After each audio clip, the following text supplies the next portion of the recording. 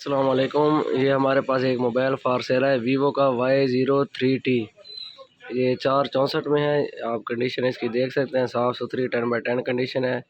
यहाँ पे जब आप जाएंगे ना, ये जगह देखें, यहाँ पे थोड़ा सा कवर के निशान है। और जिस भाई ने लेना हो तो मुझसे रब्ता कर ले। ये 19,000 रुपये का मिल जाएगा। साथ में इसके बॉक्स है और ये इसका 15 वाट का जो चार्जर होता है वो भी साथ है। कैमरा रिजल्ट हम आपको इसका दिखा देते हैं। ये जनाब इसका चेक कर, ये इसका कैमरा रिजल्ट है। घर के यूज़ के लिए, व्हाट्सअप वगैरह यूज़ करनी है, नॉर्मल यूज़ करना है तो उसके लिए ये बेस्ट है।